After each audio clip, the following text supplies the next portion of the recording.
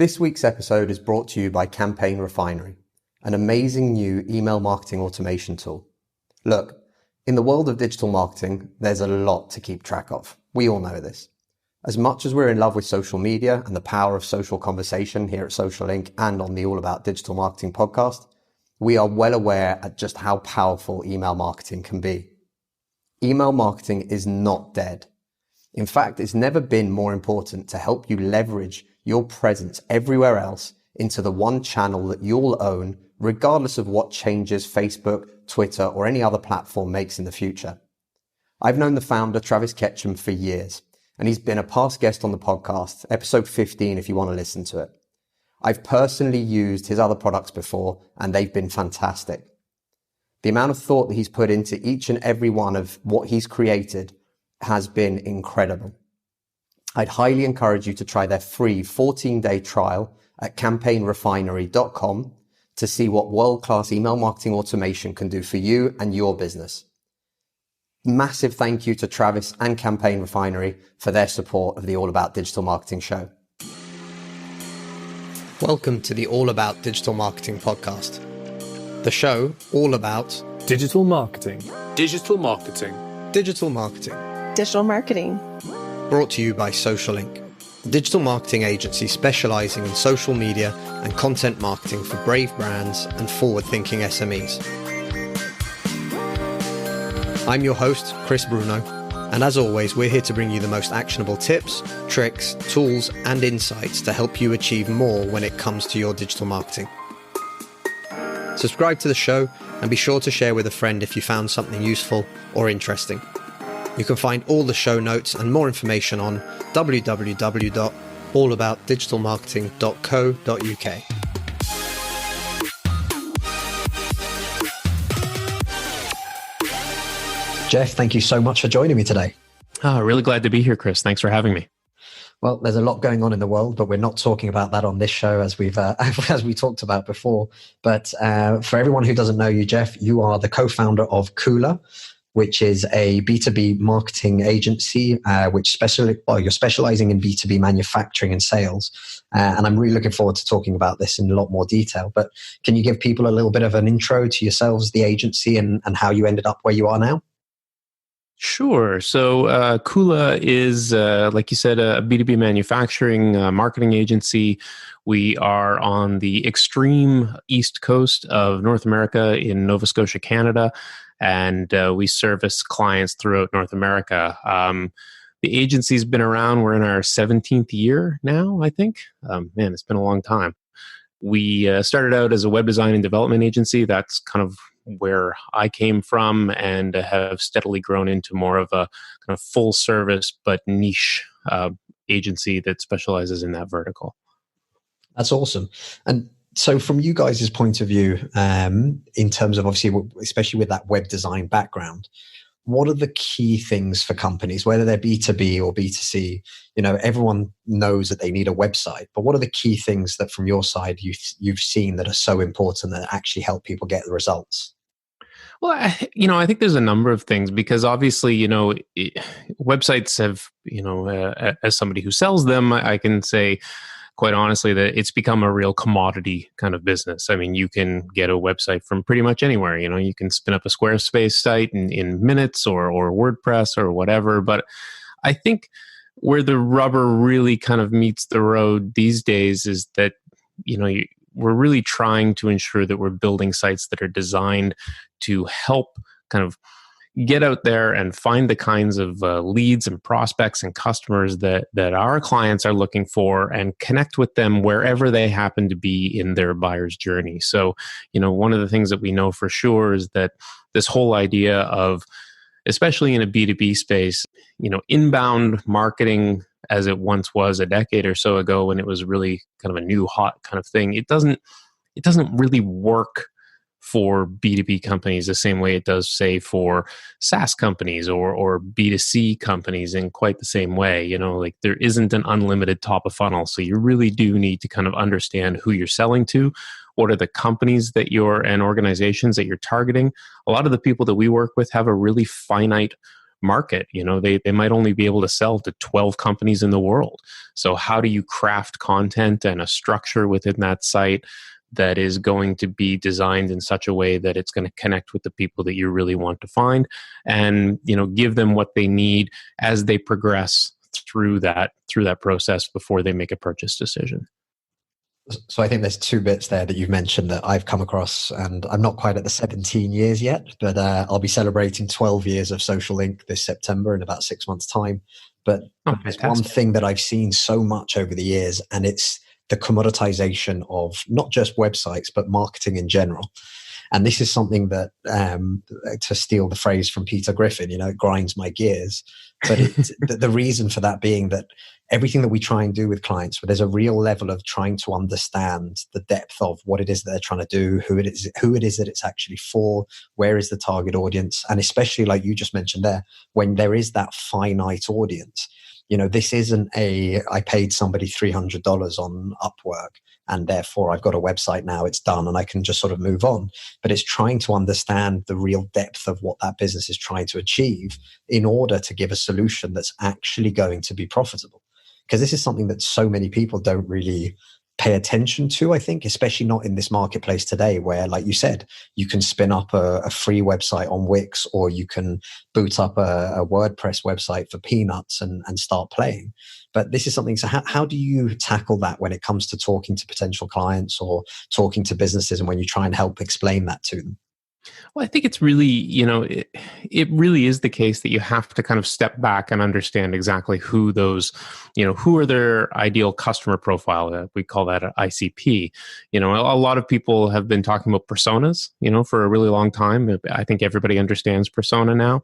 But especially in a B2B space, we now know and understand that there are at least 8 people involved in every B2B sale. And Gartner is talking now that number may be as high as 14, which I think is just, I think now we're just adding numbers for the sake of adding numbers. But, it really is the case that, when you're looking to sell something in a B2B context, you have to be considering the fact that, yes, there may be, for our kinds of clients, engineering and, the technical people really have a very influential role in a sale. But so does procurement, so does the C-suite, so does the intern who is collecting information about all the different options that are out there. And if you are only producing content or designing your site with an eye on those engineers and providing that technical information, you're missing a whole host of people whose needs and concerns and understanding of what they're buying is different from perhaps the core persona that we might have, who might have been the only person we were targeting at all 5 or 10 years ago. So the site needs to be built in such a way that it provides, more points of entry rather than just a form to get in touch to talk to sales. Because the fact of the matter is, people are looking to do research, and by the time they get to the point where they do want to speak to somebody in a sales position, they've already done 70-80% of the legwork and understand exactly what it is that they're looking for, and they have you listed against 2 or 3 or more other competitors, and they're quite well informed when they get to that point. So you need to think about that buyer's journey all through the process, including the point when you don't even know that person exists. They're not even on your radar yet. You don't know who they are necessarily, but you're trying to create things that are going to compel them to develop an understanding about your business and what it is you do. And it's about way more than just having an attractive site that is easy to use. At this point, it's about having something that really provides a piece of content or a calculator or something that is available to everybody at that, wherever they are in that portion of their buying journey. I think there's a couple of bits that I want to sort of get into in a bit more detail. And I think the first one is the strategy side of this. And, you've spoken about all the key points that when you're at those very early stages, and I think this is something that way too many small businesses think doesn't really apply to them. And this is something that I think is a real missed opportunity, which is going back to the beginning, looking at those fundamentals as to, who you are, who you're targeting, what does that target audience persona look like, and then being able to start to plan around that and that user journey. What does that look like? What sort of things would be useful to them? And exactly what you said, not looking at it from the sense of, I need to build a pretty web page. And this is something that so many, especially of the commoditized, when it's all about the price point, that it's not going to necessarily work very well. And I wanted to know if you would agree with that sort of statement, because I think this is the fundamental key difference between somebody who's knocking out websites for cheap and they're making loads of them very quickly, and the difference between actually having a marketing consultancy or a marketing agency that's really helping you to actually build what you're trying to do. Oh, 100%. I mean, there's absolutely no question that, the kinds of sites that, an agency like ours is going to craft for our clients are very different than those commodity sites that are just like, an About Us section, the product section, and services section. I mean, you can, not only do you have to fully understand who you're building it for, but you also have to think about, all of those different technical aspects of how you're building a site. And you're not just crafting it, well, you are crafting it for the end user and the buyer personas that you're looking to target, but you're also looking to do so in a way that is search friendly, that you're not hiding content behind generic labels, that you're actually using things that are going to help pull the specific products and services to the fore, and really make it so that when somebody quickly scans the site, they can tell exactly what it is that you do.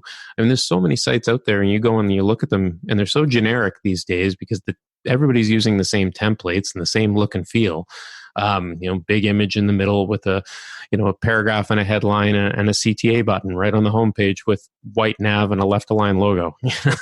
I mean, we all know exactly what that looks like. And the fact of the matter is, most people are kind of designing their sites either with very generic categories for the content on the site, or they're designing it around an organizational centric frame. And what I mean by that is that they're thinking about it the way that their own company is organized. Our departments are these, and therefore that's how we're going to break down the content on our site. In that case, you're really not thinking about, how you're organizing that content for the people who are coming to the site. You're designing it more or less for yourself, and in the way that makes sense to you. And I think a lot of clients and a lot of the people that we speak to don't necessarily understand exactly how they're going to take their content out of the organizational divisions that they have internally and re-architect it in a way that it's focused on the customer first. And I think the number one thing that we see with our clients and with our prospects is that our clients continually underestimate how difficult it's going to be to create content for this beast. We always have that question when we're talking to new prospects. What are you going to need from us, and how much time is this going to take for us to do this? And I think if we were perfectly honest about exactly what's going to be required from them, nobody would ever undertake a website design process in the first place, because it's just so all-encompassing and takes so long. We just launched a site this week. No, last week. And, it was the better part of a year and a half of something that could have been a 4 to 5 month build, but because of an underestimation of content requirements, it became much, much more difficult to actually birth this elephant. Yeah. And it's just because they underestimate how long it's going to take.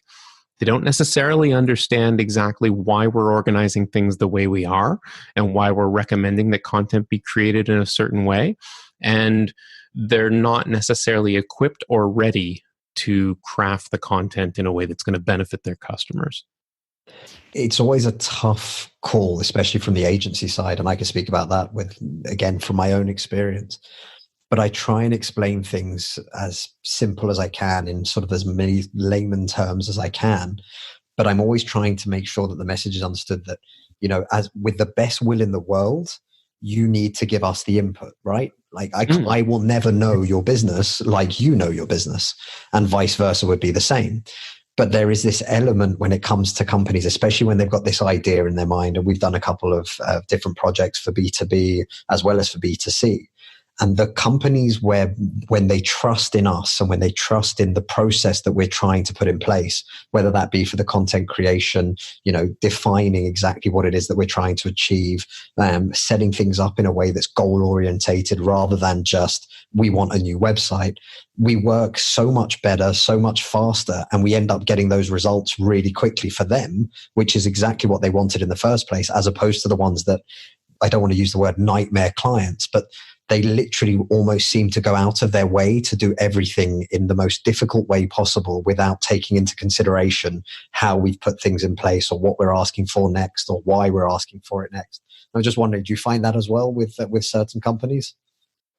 I'm not going to name any names or anything. Neither would I. Good Lord, that'd be a career limiting move. But I do think that, companies continually underestimate exactly what's going to be required, and they don't necessarily understand, who it is that they're creating this for. And I think one of the biggest problems that comes into play here is that, it's marketing's job, or at least it's seen to be marketing's job, to create these assets, whether that's a website or the content on it or what's shared on social or whatever.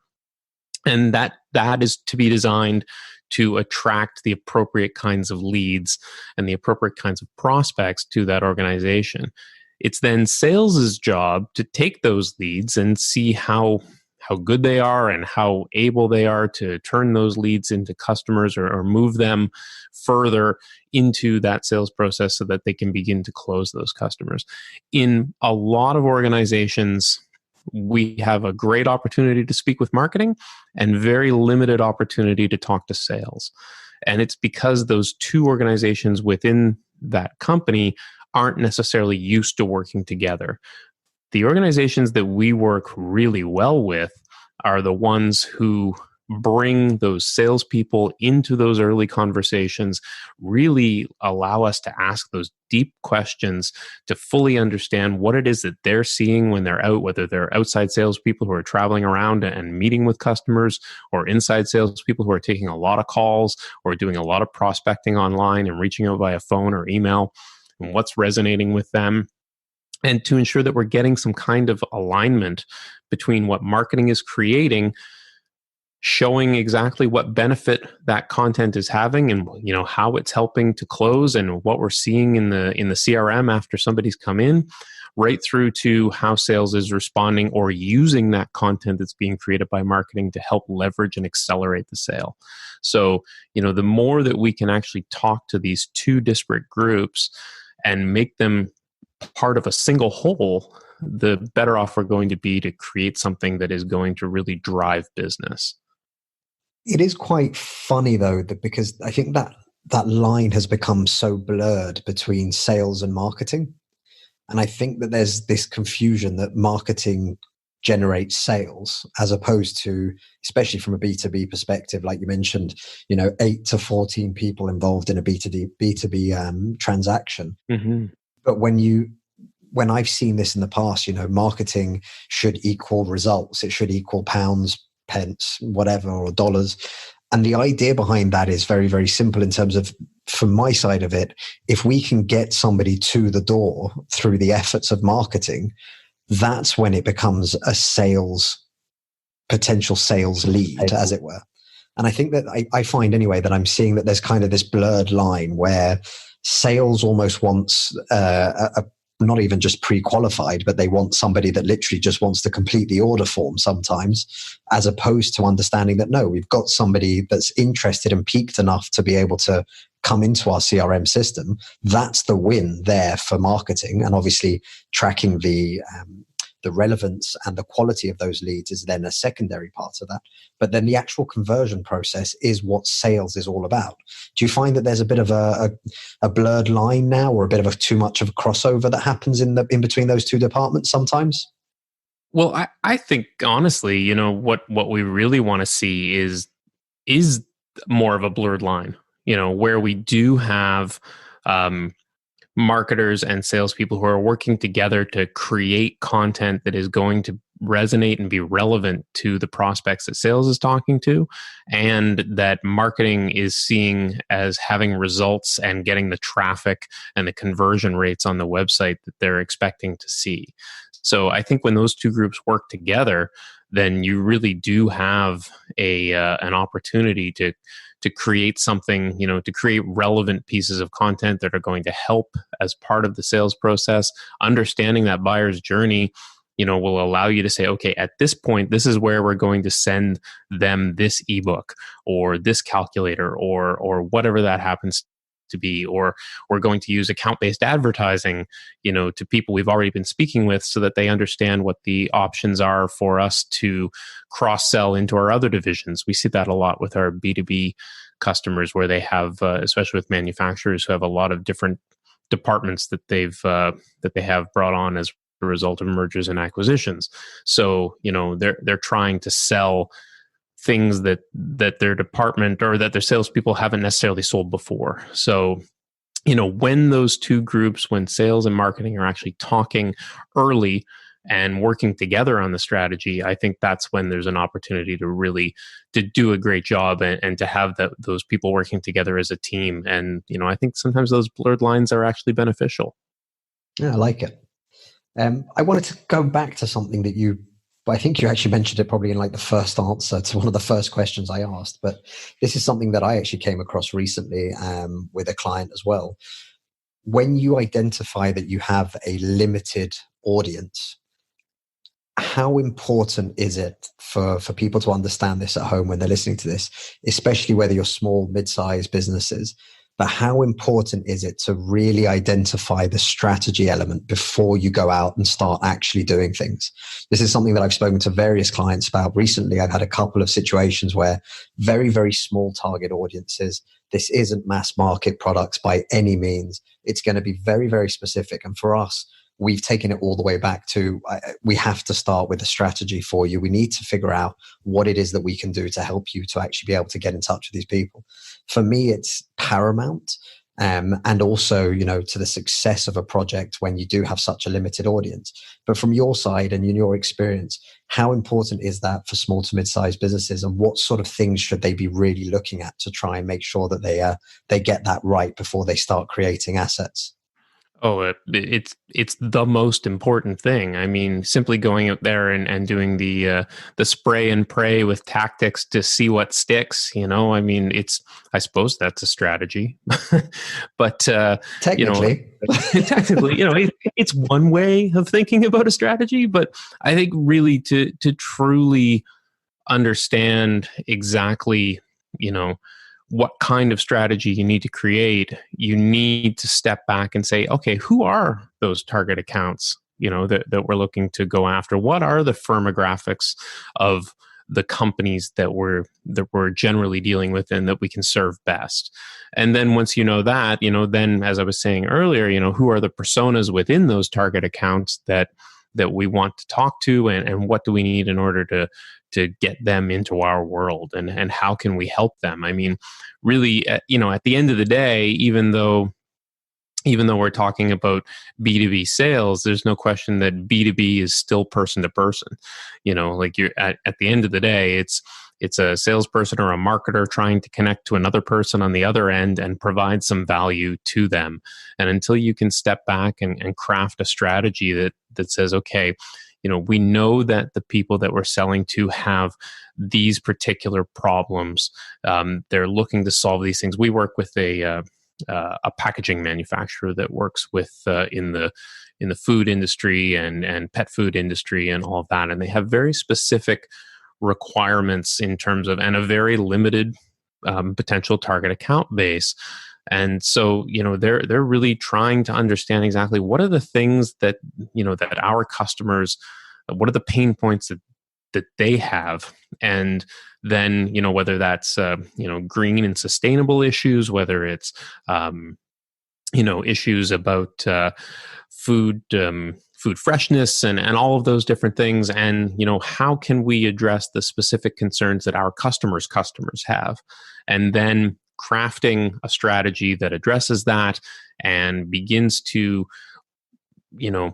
look to see exactly, okay, if we're going to put this piece of content out, let's see what the what the results are, and then after that one's been delivered, what's the next touch point that we're going to have with that person, and how can we track the KPIs of that particular strategy to know whether or not it's working, and when can we anticipate that we're going to see results. I always love, when we talk to somebody and they say, well, we really want to have some early wins with this thing. We really want to see some results and make sure that this is having an impact. If we're going to spend this money, we got to have impact. And then we say, well, how long's your sales cycle? And they say, well, it's at least 24 months, but we want to see results in 3. And it's kind of like, well, there's a bit of a disconnect here, like what are the KPI, what are the early KPIs? Obviously it's not going to be closed won. So what are we, how do we know if we're tracking towards success? And having realistic expectations and being able to set that with your prospects and clients is going to ensure that you don't end up in a situation where you're 4 months into a program, you've got some very promising early results, but the CEO pulls the plug because they haven't closed any sales yet. Well, of course you haven't. You told us you had a 24-month sales cycle. Yeah. It's really like there's 3 things that you said in that last answer there. But the 3 things for me, and I'm so happy that you said it because I didn't want to be the first one to say it. Otherwise people think it's me that's pushing this message. But B2B, if you are in B2B and you're listening to this right now, you should not forget that actually it is 2 human beings. It's human to human. Like there is no business that makes a decision. There's no big computer in the background that decides what happens. It's a human being who's going to make the decision and that's going to buy based on some reason. So those pain points, and I think that's so big for anybody listening. Just always remember that. Don't go so corporate that you forget that actually you're talking to other human beings. The next thing that you mentioned to me was this idea of these early wins and, where's the ROI? Otherwise we're shit canning this. And this is something that really, really shocked me. We had a call with a company. They work in the technology sector, won't say anything else. And we were talking for about 40 minutes. And they were saying, well, we've got an agency that does our social media. They put out the content for us. And I asked a really simple question. We were on a call. There was about 4 or 5 of us on the call at the time. And I just said, okay, great. Like, how's that working out for you? And they went, what do you mean? And I said, well, what sort of results are you getting, compared to what you were trying to achieve? Are you hitting those goals? Are you succeeding them? Like, are you doing really well, or are you not doing quite as well as you hoped? And they were like that. What do you mean by results? And this was something that really, really shocked me. And again, it was one of those massive sort of light switch flicked, like it just kind of really hit me hard. But so many people are doing so many things because they think they have to, because they've read that they should, or that they must. And then ultimately people are doing these things and spending good money. At this time, this company was spending about two and a bit £1,000 a month on social media. And they didn't even know if it was doing anything. And this was something that really, really shocked me. The results based on what it is that you're trying to achieve should be paramount for any agency, surely, or even a freelancer. If you're going to do something, it's got a purpose. You've got a goal. You've got something that you're trying to attain with that. Oh, 100%. And I mean, we see this again and again. And, one of the obvious ones, pay-per-click advertising. One of the great things about PPC is that it does show immediate results as to whether or not it's actually working or not.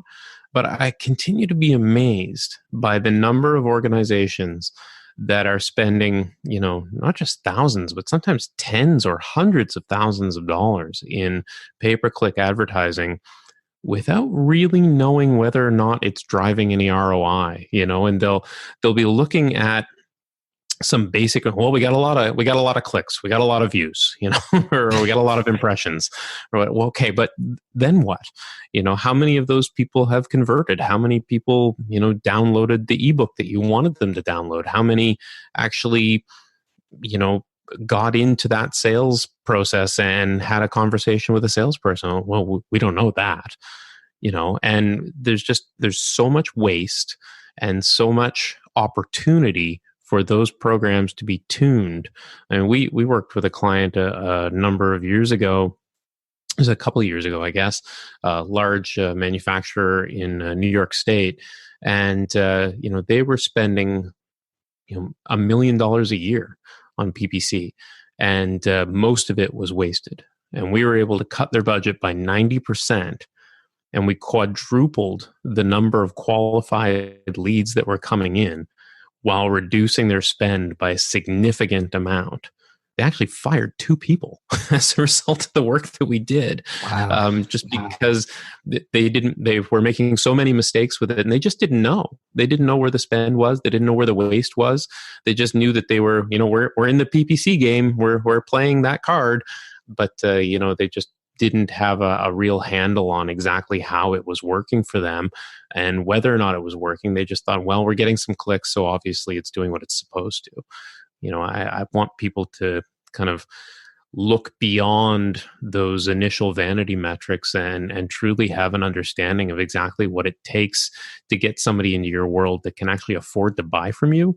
That's a huge thing. And I think, in a lot of cases, the C-suite is continuing to look for metrics that that maybe we should be challenging a little bit, rather than, okay, is the number of visits to our site continuing to go up? Well, maybe it doesn't matter if those are junk clicks and junk visitors. Maybe what we should be looking for is how many qualified customers or qualified people are actually coming to our site. And that may mean that your traffic goes down. And that's okay, because the right number, the number of people that we're getting into our world that can actually afford to buy from us and have the requirements that we're looking for are coming into our world. So, adjusting the metrics, adjusting the KPIs so that we're not just looking for constant growth. Because oftentimes what comes with constant growth is that the number of qualified prospects coming to the site actually goes down significantly, because there is not an unlimited top of funnel. It's really interesting. I think it was with Jason Yomark. And if I got your name wrong, Jason, I really apologize. I'm doing this off memory. But he's a lead for a different agency, and they do a lot of social media stuff. And basically, we ended up having this exact conversation in terms of those metrics and what it is that you need to actually be looking for. And again, going all the way back to the very beginning, what's the goal of this? Like, what are you trying to achieve? Is it qualified leads, or are you only interested in page views? Like, if that's the case, page views are fine, but actually qualified leads is going to be a hell of a lot more important to your business's bottom line at the end of the day. But the thing that we ended up talking about, actually, and we were both we've seen this and it really kind of annoyed us both, is agencies or freelancers or even marketers in-house overly complicating reports to try and hide the fact that the main KPI, the only KPI that matters, isn't actually the one that they're focusing on, or isn't the one that's actually getting any kind of real results. And it's something that I thought it was huge at the time when we were talking about it. And I'd like to know your side of it as well. From my side, clients expect a certain level of professionalism, and they expect to get a lot of data when they're spending money on marketing efforts, and they want to understand as much as they can. But the reality of it is that top line number, i.e. we spent this much, which brought in this many leads, of which X were qualified, from which you've made X amount of sales and X amount of revenue. That is where the baseline should be focused for these businesses and for marketers and for C-suite, for whoever it is that's controlling that budget. What's your thoughts on that and the overcomplications and vanity metrics still being used as a focus point by some agencies or freelancers? I think, it's on the one hand, it's to be expected, I guess, because we've had this mentality for the last number of years that, really we've got this funnel, and the goal is the more people that we put into the top of the funnel that become MQLs, the better. And then the more of those that become SQLs, the better. And then, the more of those that move down to customer, the better. But we don't necessarily know exactly what causes somebody to become a qualified lead or what have you. So, I think SaaS companies have kind of, I don't want to say corrupted this a little bit, but, we've kind of taken what has been successful for SaaS companies isn't necessarily the definition of success for other types of companies. And I think if we start to step back and look at that and truly develop an understanding of what it is that we're trying to define as the metrics of success, it's going to be different for every company. And I don't think we should be judging our success based on what others are doing in peripherally related industries. So I think, we really have to, and that's part of that strategy set, as we were talking about earlier. When you are setting that strategy, a big part of that is going to be defining what those KPIs are and defining what the metrics of success look like at the outset. You want to tweak those and adjust them as you learn from what you're seeing and iterate upon that. And, if you're super successful with it, maybe you want to turn up the expectation of what success looks like. But if you're just going in and you're looking at page views or clicks or impressions or social shares or retweets or whatever as the goal, you're missing the point. The point of all of this at the end of the day for most businesses is revenue, and as a friend of mine in the agency world often says, revenue solves everything. So if you can if that is your goal and that's your metric and that's what your sales team are going to be judged on for sure, when they hit their number, that number is tied to a revenue target. Marketing should be looking to do the same and working with sales in order to move towards that and setting the goals that are going to help them achieve the goals that the broader organization has. I want to jump in on the funnels conversation, and I just want to ask you a really simple question on this one. How do you feel when you see those adverts for this funnel will create X amount of thousands or hundreds of thousands of dollars in sales for your business by now kind of ads? Well, I think, it's really just, it's playing on that, it's a bit of a, I don't want to say it's not necessarily a scarcity mindset, but it's playing on people's fears that they're not bringing enough people into their world, and that more is surely better. And I think that, really, if they were to step back and look very carefully and very critically at how people generally come into their world and how those sales actually happen, they would realize that, simply buying more traffic or, getting more people into the top of your funnel isn't necessarily going to be the solution if they're not the right people and you haven't crafted a strategy to find those people where they are. So that was a really, really good diplomatic answer. I'm okay with saying I absolutely hate those people that are selling that and guaranteeing results in 7 or 30 days or whatever they're doing, because I genuinely don't think that there is one model that fits all. And I completely agree with you. I'd rather have 100 followers on social media who actually care and who want to do business with me than to have 100,000 and to have to weed through them and to try and get my message to those 100 people. It's just waste. It's a waste of time. It's a waste of resources. It's a waste of paying for contacts in your CRM. There's no point in having a CRM full of 10,000 leads when you can only sell to 5 companies. Absolutely. But it is funny though that like you said, we've been kind of stuck with those vanity metrics that are really important. And actually when you break it down, understanding who your client is, understanding what this is something actually I'll ask you rather than me making my point first. But for me, one of the biggest questions that I end up asking customers or new businesses that we talk to, and I don't care what stage they're at, small, mid-size or anything else, but I start to ask questions like, okay, so what is your revenue streams in terms of the product, but what is your cost on those products? And when I ask, people get a little bit cagey, and I'm trying to explain that, no, what I'm trying to understand is what's the real cost per acquisition that makes this viable as a business? And one of the things that I find that's really quite scary to a certain extent, and even with businesses that are doing well, that are turning over solid numbers revenue, and they're just kind of carrying on as business as usual. But when I ask those questions, or if I ask about, what's acceptable in terms of cost per acquisition, or what is the lifetime value of an average customer for you, there's actually a huge deficit in terms of the knowledge base there and the understanding behind those numbers and the reason why that would be important, which always worries me because I think that means there's a load of marketers out there that are saying, yeah, cool, don't worry about it. We'll figure that out afterwards. And, you might end up with a cost per acquisition that's 5x what the margins are on the product you're selling, which would be hugely detrimental to your business in the long term. But I find that there's a real lack of this understanding and of actually what that business looks like in terms of the economics, in terms of the financials, whatever you want to call it. And I was just wondering, have you seen that, or do you find that you have to kind of dig in a little bit to try and help get that information? We do need to dig in sometimes with that, and I think one of the signs that you're dealing with somebody, in a prospect situation that maybe is too junior or whatever, is that they can't answer those questions.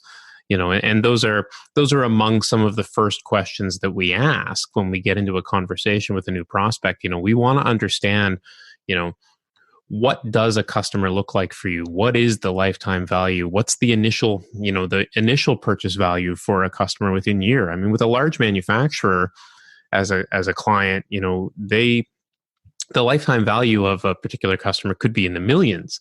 But in the first year, they're doing prototyping for that customer, and maybe there's only a few $1,000s to be made in that initial year. And then, the future revenue is based on their success to be able to serve that customer. And that has to kind of play into the strategy that's being developed in order to ensure that they don't overspend too soon and find out that they can't deliver once they actually get into a proper manufacturing relationship with that customer. So I find, for us, if we get into a conversation with a prospect, with a marketer, and they're unable to answer the questions about the actual LTV of their customers, if they're unable to understand what the cost of acquisition is for them based on all of the different factors, whether that's trade shows, advertising, what have you, then we're really looking to kind of push them to introduce us to someone a little higher in the organization that has more of a finger on the pulse when it comes to understanding what the actual bottom line is going to be. And the other thing too, especially in the manufacturing space, the profit margins and what the actual net is may be significantly less than what the top line looks like. And so you have to kind of, you get all excited about somebody being able to sell a $500,000 machine, but then you come to find out that it costs them $480,000 to build it, and so if the cost of customer acquisition is $30,000, they just lost $10,000, on that sale. So there really needs to be a deep understanding of their profit margins, of their potential for growth within a particular business. I mean, we talk with a number of clients or a number of people on our podcast, rather, that, one of the recent examples, a company called Promoc out of the US that manufactures machines for creating packaging and things like that. And they are acquiring a new company like every couple of months to add to their overall roster. And so for them, when they initially acquire a customer, they may only be a certain portion of their revenue. But when they're able to introduce their other new divisions into them, the opportunity for growth of that account is just massive. They can sell them different things that they don't necessarily know about on the initial side of the sale. So, it really does require an understanding of the overall state of a business. And if you're not talking to the person who can give you those answers, I always recommend to agency folks that they kind of politely request that they speak to someone a little bit more senior in order to get the answers that they need. I love that. Politely request. Well, I am Canadian, so that's the Commonwealth in you. It's the yes. Far too polite. Jeff, this has been awesome. To wrap this up from my side, what's the biggest single piece of advice that you would give to any B2B, small to mid-size enterprises, companies out there? Well, I mean, it goes back to something I said a little bit earlier, and that really is, that to keep in mind that at the end of the day, your all business is person to person. And I think if you're keeping in mind the wants, needs, troubles. We're all going through a really tough time right now, and I think we need to have empathy for the people we're talking to and the people we're selling to, and to fully understand exactly, what everybody's dealing with when it comes to their business and their lives in general. And I think if we can, think a little bit more person to person, that's going to bring a lot more. It'll make business that much better if we can operate on a P2P level as opposed to a B2B one. I love it. Jeff, thank you so much for coming on today. I think this has been a great conversation, and again, super specific in terms of the advice. But I'm so happy to hear you beating the same drum as a fair few of our guests, and the same one that I do. It always makes me feel a little bit better that it's not just me hammering the same message out all the time. But thank you so much for joining me. Wonderful. Thanks very much for having me, Chris. The All About Digital Marketing podcast is brought to you by Social Inc., a distributed digital marketing agency specialized in delivering results through online campaigns. Whether it's content marketing, social media marketing, online advertising, or web design, we've got you covered, from strategy through to delivery. If you're struggling with your digital marketing, get in touch today by simply visiting www.socialinc.co.